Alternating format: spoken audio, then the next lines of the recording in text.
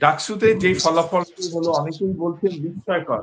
আপনি কিভাবে দেখছেন এই নির্বাচন এবং ফলাফল? ডাকসুর ফলাফল বিস্ময়কর এ কারণেই যে বাংলাদেশের মানুষের মধ্যে যে এতটা পরিবর্তন হয়েছে সেটা এদেশের রাজনৈতিক সংগঠনের বিভিন্ন পেশার মানুষরা আজ করতে পারে নাই। বিশেষ করে গতানুগতিক ধারায় যে রাজনীতি চলে এসেছিল, বস্তা পচা রাজনীতি, সেই রাজনীতির একটি মূলোৎপাটন ঘটিয়ে দিয়েছে ডাকসুর নির্বাচন। আপনি নিশ্চয়ই অবাক হয়েছেন এ কারণে যে ঢাকা বিশ্ববিদ্যালয়ের মতো জায়গায় বাংলাদেশ ইসলামী ছাত্র শিবিরের নেতৃবৃন্দ তথা যাদেরকে বাংলাদেশে গত 16 বছর ট্যাগিং এর রাজনীতিতে ফেলে দেওয়া হয়েছে, বলা হয়েছে তারা রাজাকার, তারা আলবদর, তারা আল শামস। শুধু 16 বছরই না, এমনকি গত 1 বছর পর্যন্ত অনেক মানুষকেই শুনতে দেখেছি, বলতে দেখেছি। এমনকি এই নির্বাচনকে কেন্দ্র করেও ঢাকা বিশ্ববিদ্যালয়ে ক্যাম্পিং করা হয়েছে সাদিক কাইয়ুম সহ অনেক নেতাকর্মীর নামে, তারা পাকিস্তানি। কিন্তু ঢাকা বিশ্ববিদ্যালয়ের সজ্জন মেধাবী শিক্ষার্থীরা, ছাত্রছাত্রীরা এই সকল ট্যাগিং এর রাজনীতির বিরুদ্ধে তারা অস্ত্র ধরেছে ব্যালট বিপ্লবের মাধ্যমে। তারা স্পষ্ট বার্তা দিয়ে দিয়েছে এই ধরনের মিথ্যাচার, এই ধরনের ট্যাগিং, এই ধরনের মানুষের বিরুদ্ধে অনাকাঙ্ক্ষিত বক্তব্য, এটা বর্তমান সমাজের যুব সমাজ এবং জেনজিরা কোনোদিন কামনা করে না। এবং সেটার একটা ব্যালট বিপ্লব আপনি কিন্তু ঢাকা বিশ্ববিদ্যালয় থেকে পেয়ে গিয়েছেন। আপনাকে মনে রাখতে হবে, বিশ্ববিদ্যালয়ের জগতে যতগুলো নির্বাচন অনুষ্ঠিত হয়েছে, কোন নির্বাচনই কিন্তু এই নির্বাচনের চাইতে বিতর্ক মুক্ত ছিল না। বরং এই নির্বাচন অনেকাংশে আপনি বলতে পারেন 99.99% ভালো নির্বাচন হয়েছে। এবং এই নির্বাচনের সর্বোচ্চ প্রতিদ্বন্দ্বিতাপূর্ণ একটি নির্বাচন, যেখানে সকল প্রার্থী স্বাধীনভাবে চলাফেরা করতে পেরেছে। আমার জানা মতে এখন পর্যন্ত কোনো জায়গায় কারো উপরে হাতাহাতি, মারামারি, হত্যা, সন্ত্রাস এই ধরনের কার্যক্রম কেউ গ্রহণ করতে পারেনি। তার মানে প্রশাসনিকভাবে বিশ্ববিদ্যালয়ের প্রশাসন থেকে শুরু করে রাষ্ট্রের প্রশাসন পর্যন্ত এটাকে সুষ্ঠু সুন্দর হিসেবেই কিন্তু করার চেষ্টা করেছে। কিন্তু গত 16 বছর যেহেতু বাংলাদেশে কোনো নির্বাচন হয়নি, সে কারণে এই নির্বাচনটি একটি গুরুত্বপূর্ণ নির্বাচনের রূপ দান করেছে। দেখতে হয়তো ডাকসু নির্বাচন, কিন্তু যেহেতু জাতীয় নির্বাচন পর্যন্ত আমরা ভোট দিতে পারিনি এদেশের জনগণ, সে কারণে ঢাকা বিশ্ববিদ্যালয়ের নির্বাচনটা ছিল এই গভর্নমেন্টের জন্য, বিশ্ববিদ্যালয়ের প্রশাসনের জন্য একটি টেস্ট কেচে তারা বিজয়ী হয়েছে। এবং আমি মনে করি দেশপ্রেমিক যারা, তারাই সেখানে আবার একেবারে প্যানেল শুদ্ধ বিজয়ী যেমন হয়েছে, পাশাপাশি এই প্যানেলের বাহিরেও যারা ভালো প্রার্থী জনগণ মনে করেছে, ছাত্র জনতা, তাদেরকে কিন্তু ভোট দিয়েছে।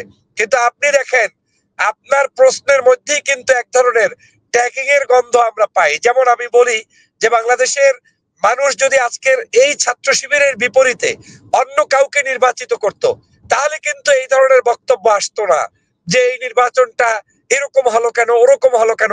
তখন আপনি ধরেই নিতেন, হ্যাঁ তারা তো হওয়ারই কথা, তাদেরই তো পাওয়ার কথা। এই যে মামু বাড়ির আবদার রাজনীতিতে চলে আসছে, যে একটি রাজনৈতিক দল বড় হলে তাদেরকেই পেতে হবে, একটি রাজনৈতিক দল পুরাতন হলে তাদেরকেই পেতে হবে, একটি রাজনৈতিক দল মানে আধিপত্য বিস্তার করলে তাদেরকেই পেতে হবে।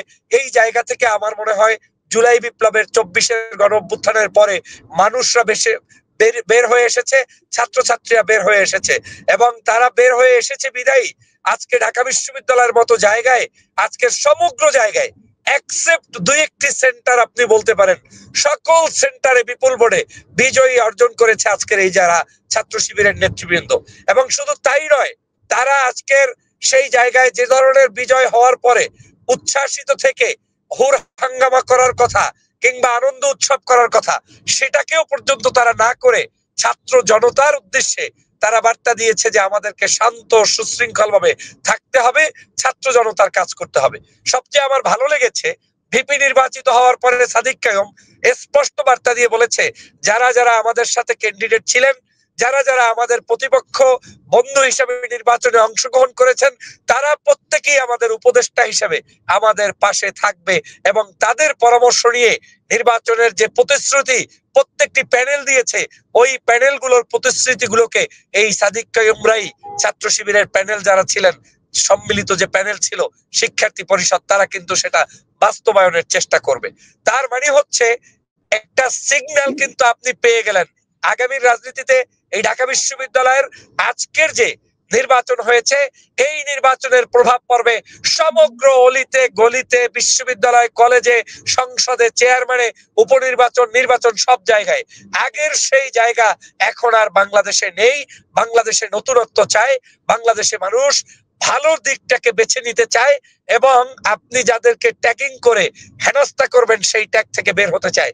আপনাকে আরেকটু ছোট্ট করে বলি, ঢাকা বিশ্ববিদ্যালয়ে দেখেছেন একটা ছাত্রীর নাকে, চোখে, গালে, কানে শিং টিং বসিয়ে দিয়ে অপমান অপদস্থ করার কথা করা হয়েছিল, কিন্তু সেখানেও কিন্তু প্রতিবাদ স্বরূপ সেই ছাত্রী সর্বোচ্চ ছাত্রীদের সেখানে ভোট পেয়ে তারপরে কিন্তু নির্বাচিত হয়েছে।